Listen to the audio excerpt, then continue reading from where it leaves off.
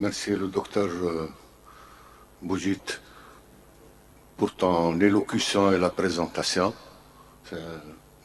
Ça a été un peu long par ailleurs, d'accord. Et je sais combien on est absorbé quand on veut faire une analyse critique des résultats et ça a été très bien fait de ce point de vue-là.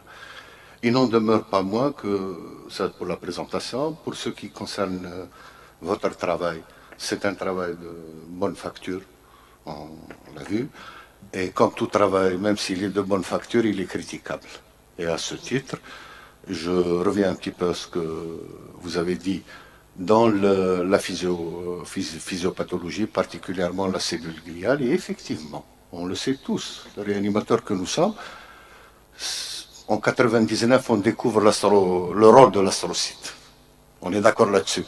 C'est à partir de là, parce qu'au départ, on pensait que c'était quelque chose qui était là pour suspendre et maintenir le cerveau. Mais on découvre qu'il a un rôle actif. À partir de là, il n'y a pas que le neurone, l'astrocyte aussi, d'où le rôle du glutamate, la synthétase de NO, etc. Et tout ce qu'on a su après concernant la détérioration de la cellule cérébrale. Et vous devinez un petit peu là où je veux en venir, c'est cette zone de pénombre qui est créée autour d'une lésion, comme dans l'AVC, comme dans le traumatisme et d'autres lésions. Et le facteur le plus important, il me semble à mes yeux, c'est un facteur temps. C'est une course contre la montre pour préserver ce qui est préservable. Votre étude concerne uniquement les malades admis en réanimation. Déjà, ils sont en dernier recours. Ça y est, ce qui n'a pas été fait n'a pas été fait. Ils sont passés par un dispositif préhospitalier qui a été plus ou moins bancal. Arriver dans une salle de déchocage avec tous les retards que cela induit, rentrer au bloc avec les problèmes hydrodynamiques qui s'en suivent. Donc vous héritez de quelque chose qui est déjà...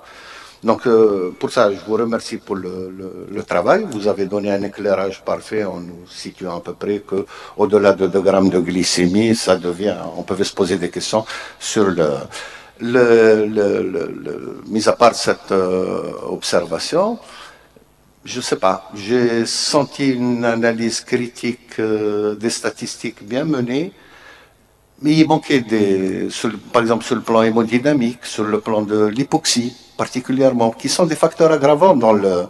Est-ce que vous avez quelque chose à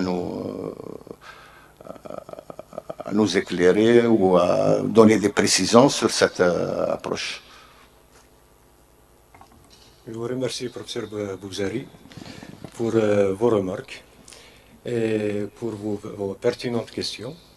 Bon, maintenant, concernant l'aspect préhospitalier, je sais que vous voulez en venir à l'aspect préhospitalier de la prise en charge du traumatisme crânien.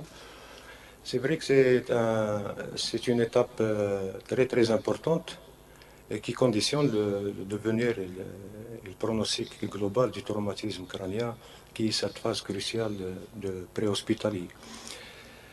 Malheureusement, on n'a pas de données écrites, de documents écrits qui nous retracent les circonstances de l'accident, l'état clinique du patient dès le ramassage.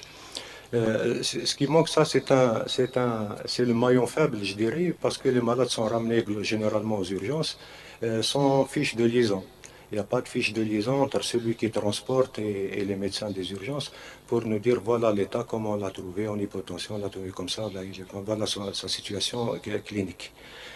Et nous, dans notre travail, on s'est contenté de prendre les différentes variables vitales, entre autres la pression artérielle et la SpO2, etc., à la réception, c'est-à-dire avec un patient dont on ignore les circonstances, les conditions de transport.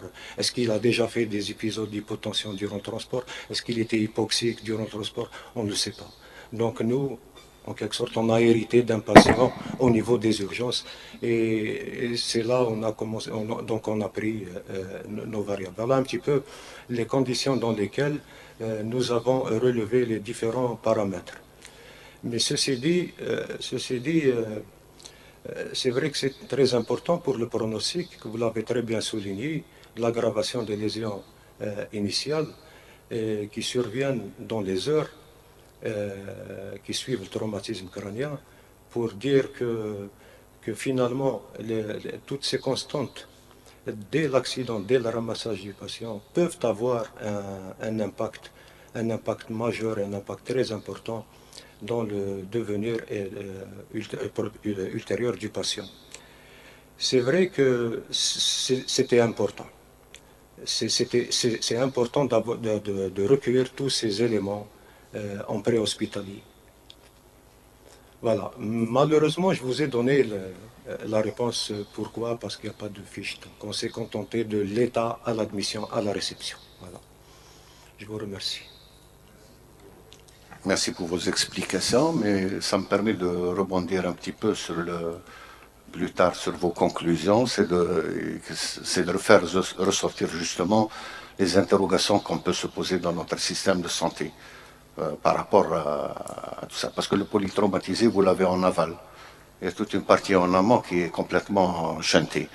Et c'est tout le mal que nous avons, parce que nous avons sur les 4000 accidentés de circulation, 4000 décès par accident de circulation, une très grande partie peut être sauvée.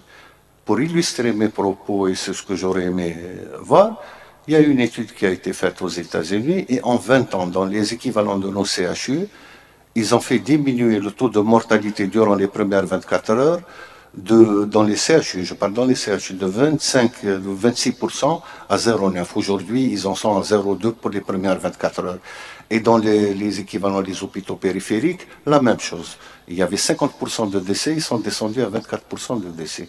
D'où l'intérêt de notre enseignement, la pédagogie, tout ça, d'inclure un petit peu ça dans la prise en charge du polytraumatisé en général. Mis à part cette réflexion, et je ferme la parenthèse,